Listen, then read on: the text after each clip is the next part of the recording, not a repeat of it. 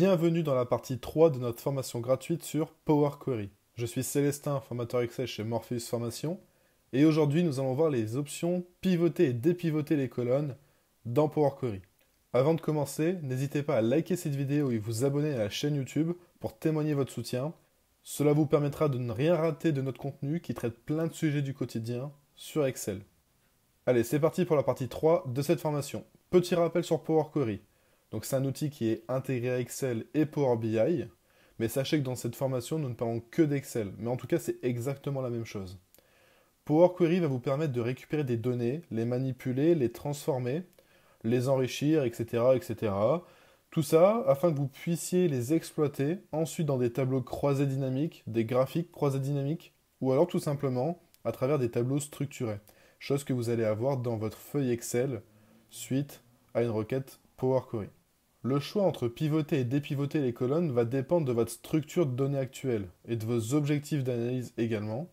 Pivoter, vous allez l'utiliser pour simplifier et visualiser des données. Et pivoter, quant à lui, vous allez l'utiliser plutôt pour normaliser et faciliter la manipulation des données à travers des graphiques, par exemple. Pour que ce soit plus simple, on va aller visualiser tout ça à travers des exemples très simples et on va faire de la manipulation en direct. On va commencer par pivoter les colonnes. Globalement, vous verrez que pivoter, dépivoter, c'est semblablement les mêmes choses, c'est juste qu'on va soit dans un sens, soit dans l'autre, dans la manière de restructurer notre base de données. Ici, on va commencer par pivoter les colonnes. Donc avant de montrer un exemple qui sera assez concret, en fait, pivoter les colonnes dans Power Query, ça va vous permettre de transformer des lignes en colonnes. Donc c'est-à-dire de réorganiser un tableau qu'on va qualifier de long, avec beaucoup de lignes, dans un tableau un peu plus large, donc avec des colonnes. Ça va permettre d'agréger des données en les regroupant, en regroupant les lignes qui partagent des valeurs communes sous forme de colonnes, avec une nouvelle organisation des données. Donc ça peut être très utile dans des situations où vous avez des données catégoriques ou temporelles, donc qui sont sous forme de lignes, et si vous souhaitez les répartir dans des colonnes distinctes. Cette fonctionnalité, elle est utile pour des cas, on va dire, de restructuration de données, pour un rapport ou des vues consolidées de données, des analyses comparatives entre plusieurs catégories ou périodes, donc sous forme de colonnes toujours, et résumer des données en regroupant des informations similaires pour avoir une vue un peu plus compacte, on va dire. Donc là, on va prendre des exemples avec très peu de données. À grande échelle, ça va réagir exactement de la même manière.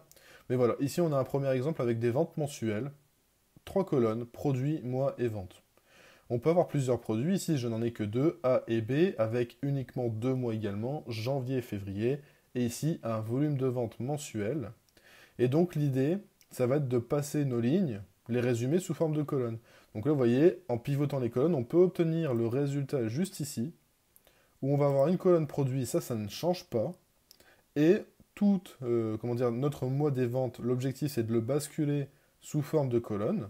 Donc bien sûr, ici, si on avait plusieurs choses comme mars, avril, mai, etc., ce serait devenu également des colonnes ici. Et toutes les ventes ici vont être agrégées. Ici, on va ne pas les résumer, ces données-là, on verra ça juste après. Et elles vont se mettre ici. Là, on peut voir que produit A en janvier, c'est 1500. Produit A en janvier, c'est 1500. Produit B en février, c'est 1007. Produit B en février, c'est 1007.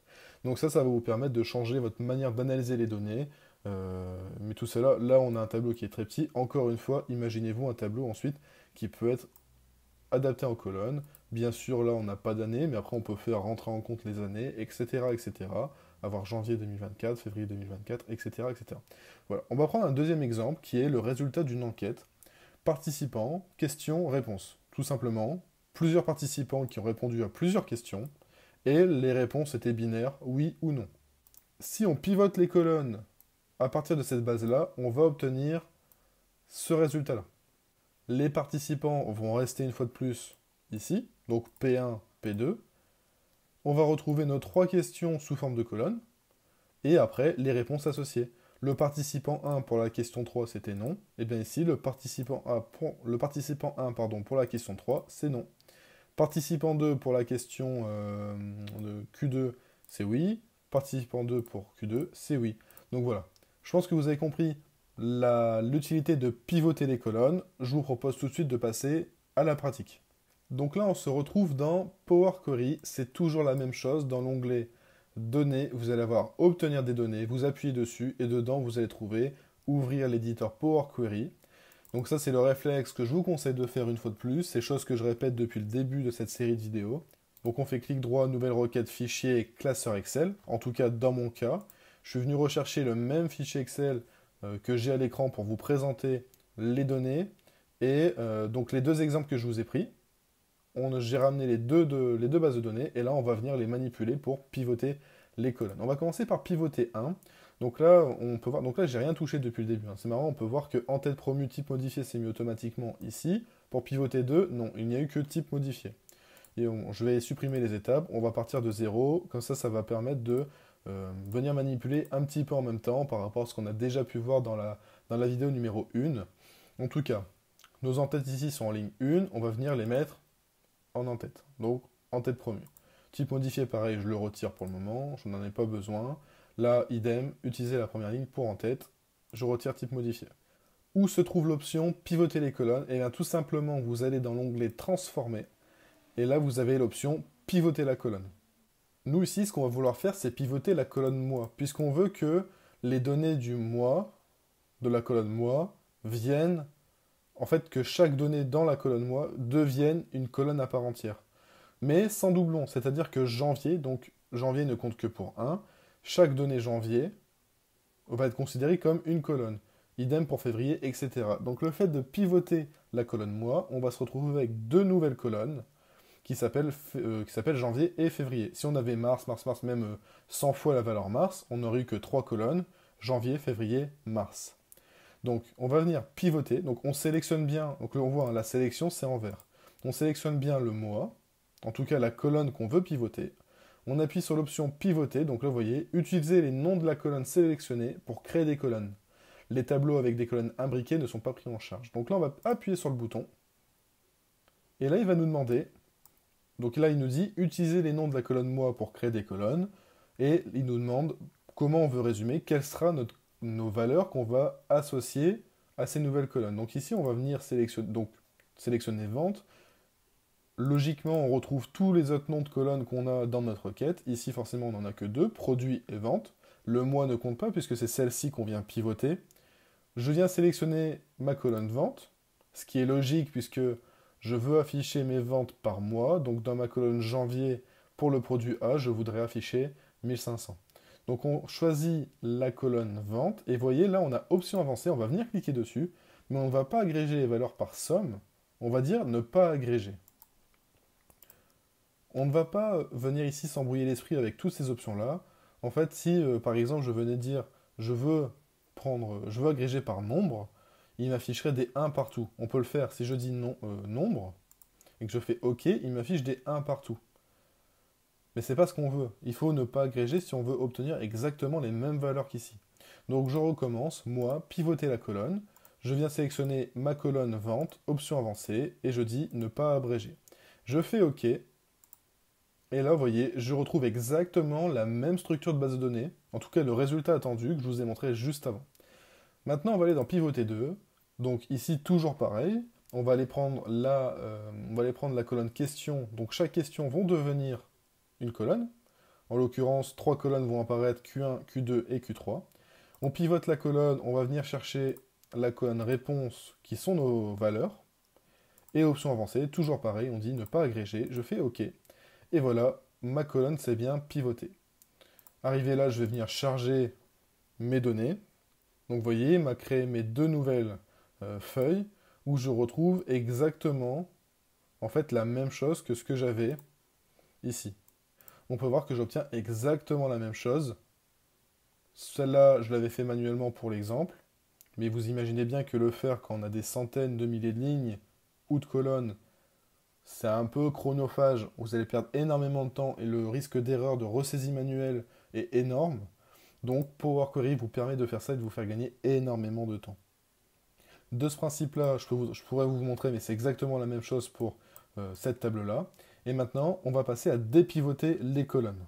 Bien sûr, si vous avez des questions sur pivoter les colonnes, n'hésitez pas à les poser dans les commentaires de cette vidéo et nous y répondrons avec plaisir.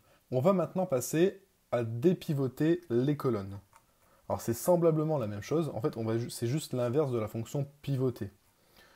Bon, en gros, la fonction dépivoter les colonnes, ça va vous permettre de transformer des colonnes en lignes, donc c'est ce que je viens de dire, c'est l'inverse.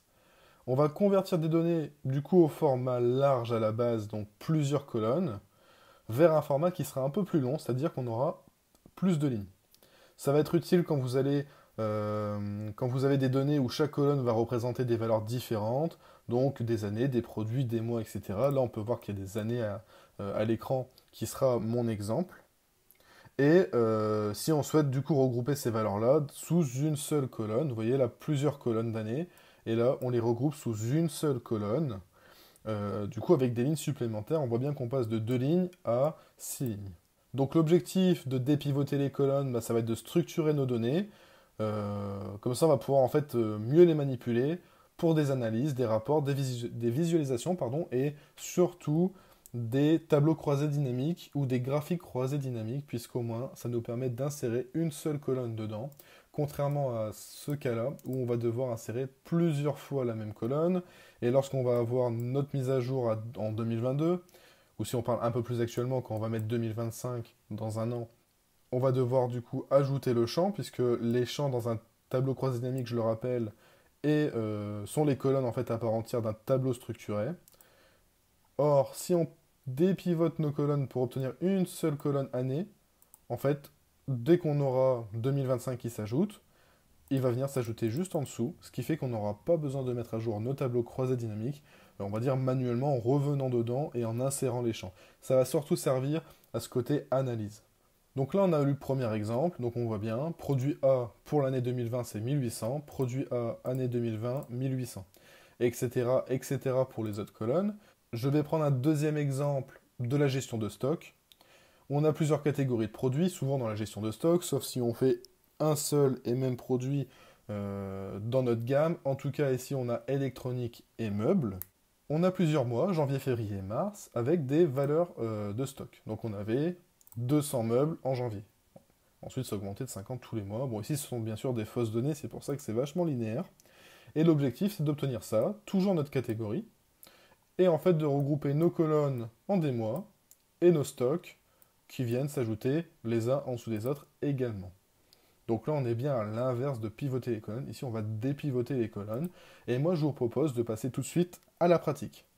Donc, on se retrouve dans l'éditeur Power Query. Je le rappelle une fois de plus, pour l'ouvrir, vous allez dans l'onglet Données, Obtenir des données, et là, en appuyant, moi je ne peux pas actuellement, mais quand vous allez appuyer sur Obtenir des données, vous aurez lancé l'éditeur Power Query. Réflexe à avoir, si vraiment vous n'êtes entre guillemets pas à l'aise encore avec l'outil, vous êtes sûr de ne pas vous tromper en venant dans cette interface-là, et quand vous serez plus à l'aise, vous utiliserez tous les petits raccourcis de connecteurs qui sont directement dans l'onglet Données. En tout cas, je suis venu ici ajouter les deux nouvelles requêtes, dépivoter 1 et 2, qui correspondent une fois de plus sur le même schéma de pivoter-dépivoter qu'on a fait juste avant. Je suis venu récupérer les données d'exemple et on va venir les dépivoter. Alors, on va retirer type modifié. Également ici, les entêtes promues, bah là on va la laisser puisque de toute manière pardon, je vais le faire. Et dans dépivoter 1, on va utiliser la première ligne pour en-tête également. Voilà, donc là on est prêt à venir dépivoter nos colonnes. Et donc l'option où est-ce qu'elle se trouve? Eh bien c'est toujours dans l'onglet transformer. Et là vous avez le petit bouton dépivoter les colonnes. Là, on peut voir que c'est marqué traduit toutes les colonnes, sauf celles actuellement non sélectionnées, en paire, attribut, valeur. On verra après ce qu'est l'attribut valeur. En tout cas, on peut voir que, contrairement à pivoter la colonne, on a une petite option de liste déroulante, où là, on va avoir trois choix. Dépivoter les colonnes, dépivoter les autres colonnes, et dépivoter uniquement les colonnes sélectionnées. Celui-ci, il est tellement rare de l'utiliser, en tout cas, le plus logique, c'est de dépivoter les colonnes ou les autres colonnes, selon la sélection. Dépivoter uniquement les colonnes sélectionnées, ça fera l'objet d'une autre vidéo, on ne va pas le voir aujourd'hui. Nous, on va s'intéresser à dépivoter les colonnes et les autres colonnes, chose que vous allez utiliser le plus souvent. La différence entre ces deux options, eh bien tout simplement, ça va être selon votre sélection. On va prendre dépivoter 1, la requête dépivoter 1, on voit qu'on a nos produits 2019, 2020, 2021. Forcément, ici, on n'a pas beaucoup de colonnes, ce sont des données d'exemple à basse échelle afin de vous permettre de vraiment bien visualiser les données et visualiser surtout le comportement des options pivoter, dépivoter les colonnes. Néanmoins, quand vous allez venir dépivoter ces colonnes-là, 19, 20, 21, pour obtenir ce qu'on a vu tout à l'heure dans l'exemple, c'est-à-dire produit, année, valeur, eh bien vous allez devoir dépivoter ces trois colonnes-là. Et ici, la différence entre le choix de ces deux boutons va dépendre en fait, comment on peut appeler ça? Ça va dépendre de la manière dont on veut gagner du temps ou se faciliter la vie. Tout simplement, ici, au lieu de venir sélectionner nos trois colonnes et dire je dépivote les colonnes, on peut très bien sélectionner produit et dire je dépivote les autres colonnes.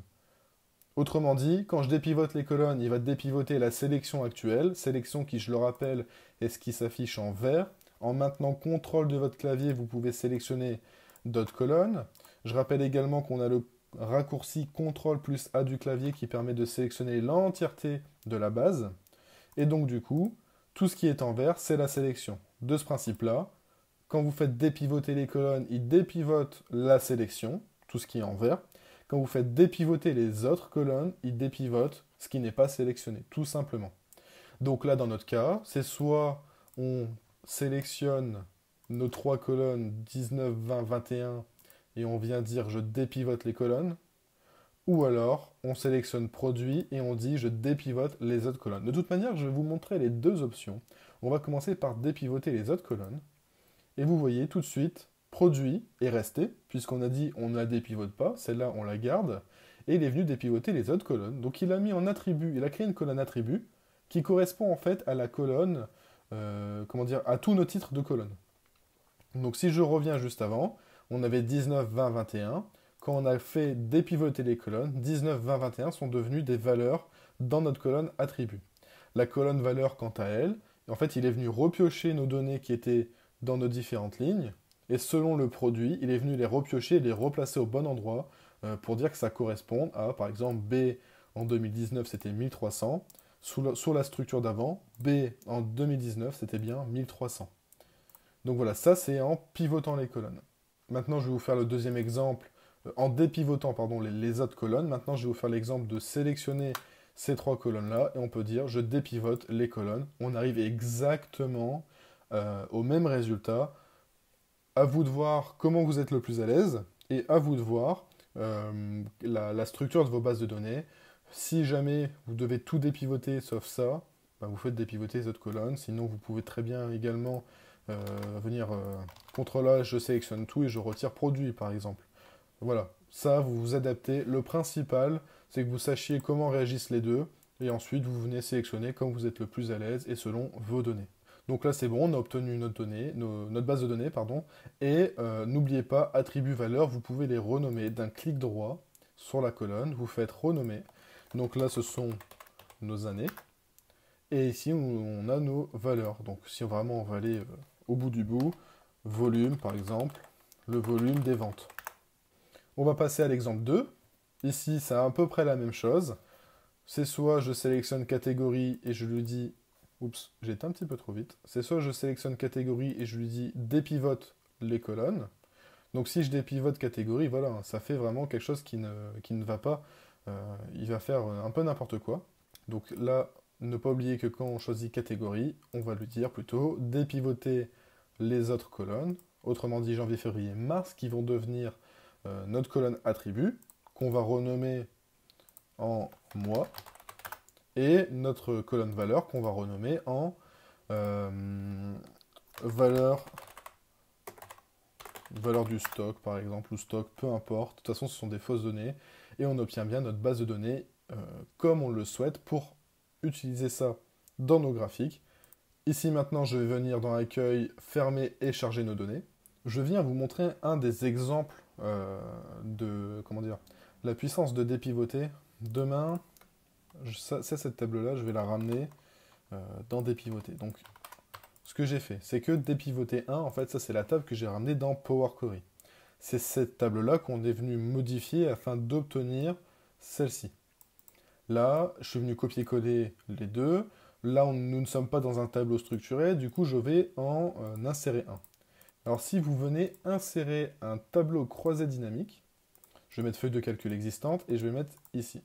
Et donc là, ce schéma-là de tableau structuré, vous voyez, vous allez obtenir, c'est ce que je vous disais tout à l'heure, vous allez obtenir toutes les colonnes qui constituent le tableau structuré. Et autrement dit, si vous voulez intégrer ces champs-là dans votre tableau croisé dynamique, en mettant les valeurs, vous allez devoir ici mettre toutes les valeurs. Alors ça, c'est peut-être quelque chose de voulu, hein, de faire la somme sur 2019, 20, 21. Donc si c'est le cas, tant mieux, vous pouvez fonctionner comme ça. Néanmoins, le jour où il y a 2022 qui arrive, de cette manière-là, par exemple en mettant 1 et 1, peu importe, ici, vous allez forcément mettre à jour votre tableau. 2022 arrive, il n'est pas coché. Ça veut dire que vous allez devoir repartir manuellement dedans, prendre 2022 et l'ajouter. L'avantage d'avoir dépivoté les colonnes, c'est que sous cette structure-là, quand vous allez insérer votre tableau croisé dynamique, donc là pareil, je vais l'insérer juste en dessous, ici, vous allez avoir 3 colonnes qui correspondent encore une fois aux colonnes du tableau structuré, donc produit, année, volume, vente, c'est bien ce qu'on a ici. Et quand vous allez prendre vos années, vous allez pouvoir les mettre du coup en colonne et mettre le volume des ventes en valeur. Donc on a bien le résultat, le même résultat, c'est juste qu'on n'a pas tout à fait, bon ici, la mise en forme n'est pas très jolie, mais globalement, on a la même chose. On a la somme 2019, elle est là, 2800. 2020, on l'a également ici. 2021, on a la même. Si on vient ajouter nos deux données, alors peu importe quel produit, mais sous le même raisonnement, on va remettre A et B. On ajoute 2022, qui sera une donnée qui arrivera dans le futur. On va mettre 1 et 1. Le jour où vous allez venir actualiser vos données, et bien tout simplement, 2022 va s'ajouter tout seul, pas besoin de venir le prendre, le reglisser dans vos valeurs, il s'ajoutera automatiquement, puisqu'en fait vous avez appelé la colonne entière et uniquement cette colonne-là, et non pas plusieurs colonnes. Ça c'est vraiment, ici on parle vraiment de structure de base de données, et c'est ça qui va faire la qualité d'un rapport, puisque pas besoin de revenir dessus, vous allez gagner votre temps, et vous allez pouvoir vraiment mettre à jour vos indicateurs, vos TCD, vos GCD, donc tableau croisé dynamique et graphique croisé dynamique principalement, à jour automatiquement. Ça vous évite vraiment de perdre du temps. Donc voilà, j'en ai fini pour cette partie 3. Je vous remercie d'avoir suivi cette vidéo. On se retrouve la semaine prochaine pour la partie 4, qui sera la dernière vidéo de cette formation gratuite sur Power Query, qui, je le rappelle, est combiner les requêtes. Donc combiner les requêtes, c'est quoi? C'est, quand je vais ici, on peut voir que quand je fais un clic droit, vous avez la petite option combiner les requêtes et on va voir ce qu'est fusionner les requêtes comme étant nouvelles, ajouter les requêtes comme étant nouvelles.